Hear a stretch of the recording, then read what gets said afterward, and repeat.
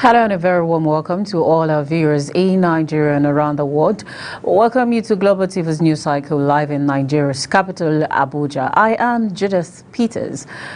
On the news is determination to ensure that every segment of society is sufficiently catered to within the ambit of the renewed hope agenda of his administration. President Bola Ahmed Tinubu has approved the appointment of Muhammad Abba Isa to serve as a senior special assistant to the president on disability matters. Mohamed Abba Isa is a distinguished champion of persons with disabilities with over a decade of experience in local and international advocacy on matters concerning persons with disabilities. The new presidential aide is a graduate of public administration with honor from the University of Maiduguri, where he would go on to earn his master's in public administration at the same institution in 2017.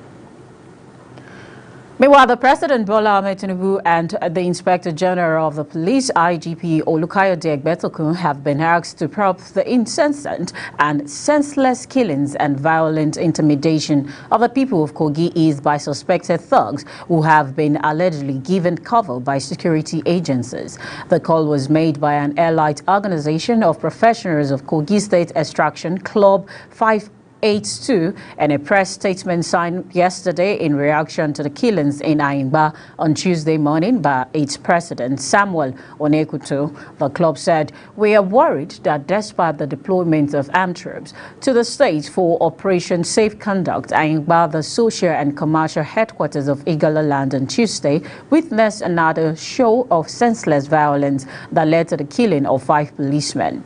This election is the first to be conducted under the watch of President Bola Tinubu. We want our people to be given the assurance of security of their lives and limbs during this election and at all other times so that they can make their contribution to the rapid growth of the national economy," Onekuto said.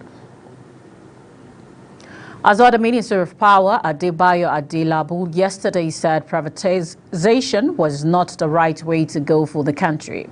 Rather, commercialization would have been better. The minister, who stated this during an interaction section with journalists in Abuja, also said the government has opened investigations into the legality of the extension of the licenses of the distribution, stressing that the copy of the license with the Ministry of Power was expected to expire this December. Adelabu disclosed that an increase in electricity tariff is not immediately on the cards as the political situation of the country demands that there must be improvements in the quality of power supply.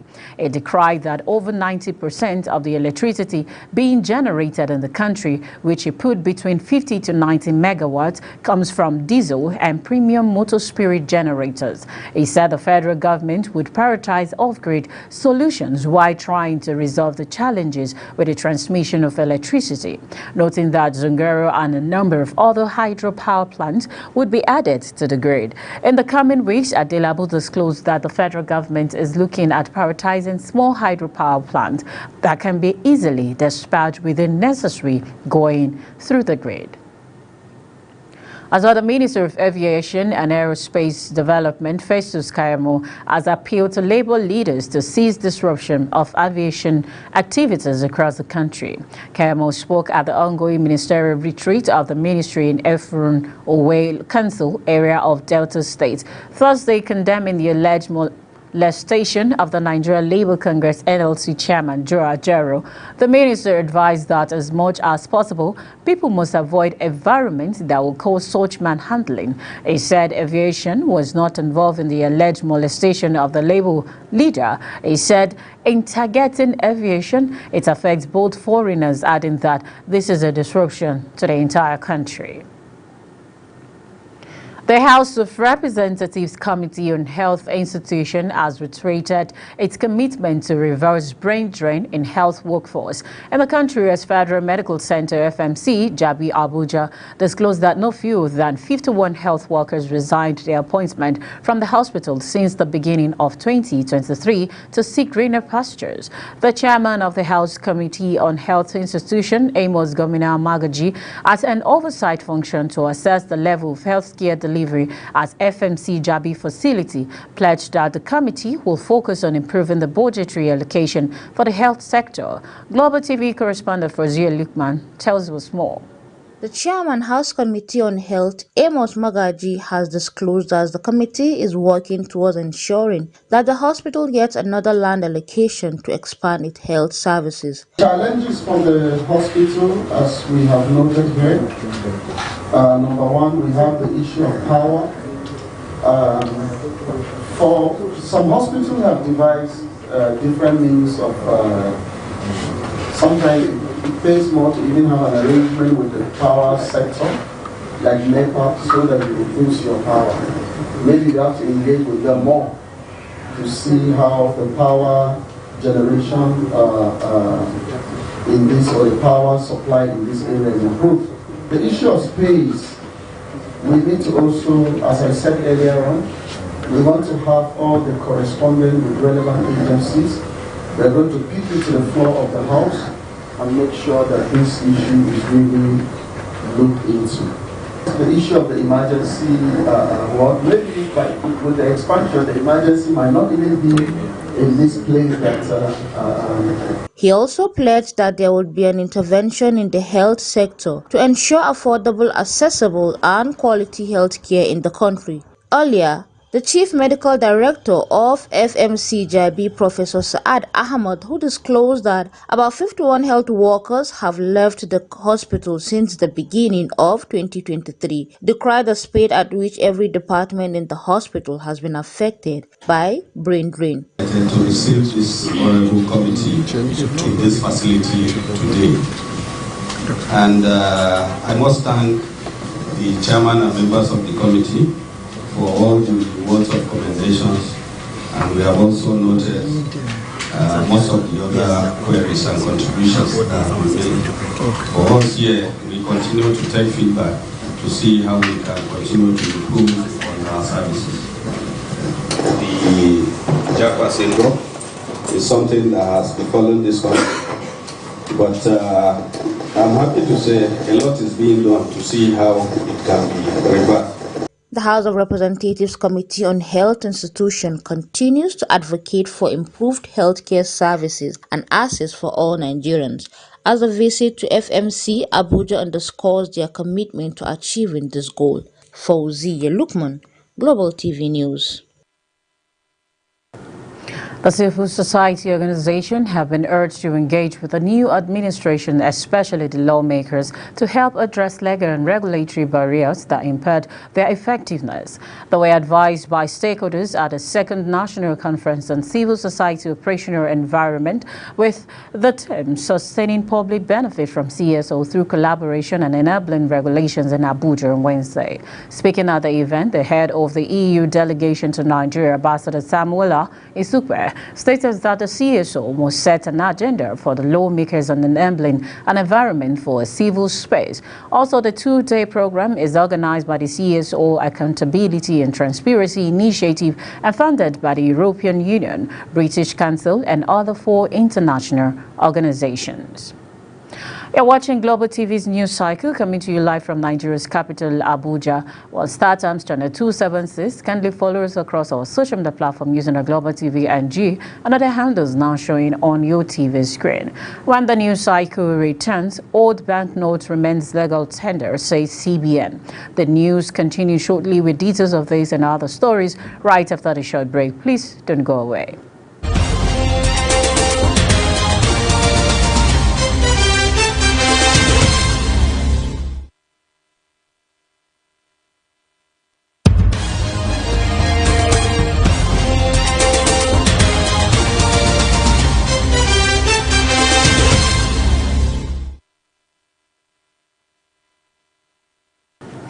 Welcome back, and if you're just joining us, it's still Global Television bringing you live broadcast of the news cycle from Nigeria's capital, Abuja. And now on the foreign scene, where the military-installed president of Myanmar has warned that his country is in danger of breaking part of the government cannot control fighting, which has broken out in Shan State. Former General Yen Sui was who was appointed after a coup in 2021, was speaking at an emergency meeting held by the ruling military council to address a series of coordinated attacks by anti-military insurgents which have inflicted serious losses on the armed forces. 3 ethnic insurgent armies in Shan State, supported by other armed groups opposing the government, has overrun dozens of military ports and captured border crossing and the roads carrying most of the overland trade with China. It is the most serious setback suffered by the junta since it seized power in February 2021 after 2.5 years of battling the armed uprising. It provoked a disastrous coup. The military is looking weak and possibly beatable. The government has responded with airstrikes and artillery bombardment, forcing thousands of people to leave their homes, but it has been unable to bring in reinforcement or recover the ground it has lost. Among hundreds of troops killed and believed to be the commander of government forces in Northern Shan State, Brigadier General Ong Kia Lien, the most serious senior officer killed in combat since the coup. The insurgents say one of their aims is to close them down. As well, the UN's Human Rights Commissioner has accused both Israel and Hamas of war crimes. Volker Turk cited the continued holding of hostages by Hamas and what he called Israel's collective punishment of Palestinian civilians and its unlawful forcible evacuation of parts of Gaza. Meanwhile, UN Chief Antonio Guterres says the number of civilians killed in Gaza shows something is clearly wrong with Israel's military operation. Israel says 50,000 Palestinians left the Gaza City area on Wednesday after its military opened up the main roads to southern Gaza for weeks. Israel has told people in the North Gaza to head south, saying it is safer, though Hamas-run authorities reported airstrikes on Wednesday in both the north and south also on Wednesday. The Israeli Prime Minister dismissed false rumors after reports that a proposal to release 12 hostages in exchange for a 3-day humanitarian pause is under discussion.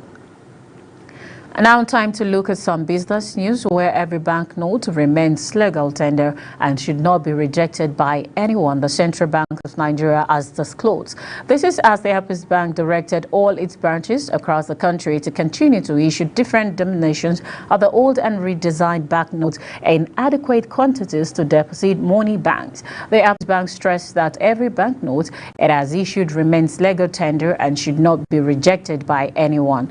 This disclosure was contained in a public statement issued by the Director of Corporate Communications of the CBN, Isa Abdulmuni, on Wednesday in Abuja. Isa said the directive follows reports of scarcity of cash across some major cities in the country, despite initial assurances by the CBN of sufficient cash stocks in all locations across the country. Isa further advised members of the public to reduce the pressure on use of physical cash and embrace alternative modes of payment. As well, the Nigerian National Petroleum Company Limited, NNPC Limited, has provided insights into how the belligerent conflict between Russia and Ukraine has impacted Nigeria crude oil inflows in the international oil market, leading to a dip in demand from the once dependable Asian market at the onset of hostilities in the Eastern Bloc. Mayamu Idris, Executive Director, Crude and Condensate NNPC Trade Limited, said in a panel presentation at the August European Crude Conference in London that in addition to the substantial price talks impacting commodity and energy prices globally, the conflict between Russia and Ukraine has triggered a situation where India, a primary destination for Nigeria grains, increased its appetite for discounted Russian barrels to the detriment of some Nigerians' volumes. On the other hand, she noted that the Nigeria crude flow to Europe has increased in a bid to fill supply gaps left by the ban on Russian crude. Pointed out that 6 months before the war, 678,000 BPD of Nigeria crude oil went to Europe compared to 710,000 BPD 6 months later and 730,000 BPD so far this year. In an endeavor to expedite the congestion of overcrowded ports burden with an exercise of overtime cargo, the Comptroller General of Customs Bashir Adewale Adeniyi officially launched a committee on disposal of overtime cargo on Wednesday at the Nigeria Customs Service headquarters in Abuja.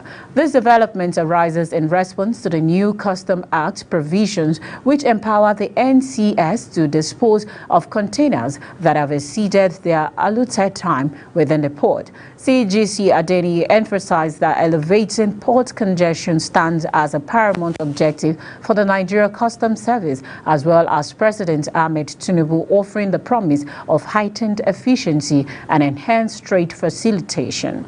In acknowledging the initiative, the General Manager of MD's office, Nigeria Port Authority, Duruaye Ayodele, expresses relief, highlighting the issue of over 7,000 overtime containers that have remained for years across the port.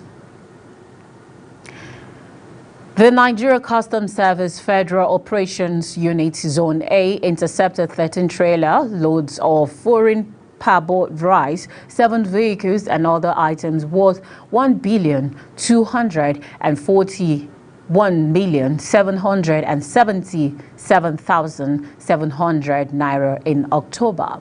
This was disclosed in a statement posted on the official X handle of the Nigeria Customs Service on Wednesday. According to the statement, the acting controller of the unit, Hussein Ejibuna, made this known in a press briefing on Tuesday at the unit's headquarters in Lagos. The statement partly read, while showcasing the censure, Ejibuna explains that the 17 vehicles were seized from smugglers who wanted to circumvent the law, stressing that the Federal Operation Unit Zone A under his watch will make the remaining part of the year more challenging for smugglers in the interest of the country.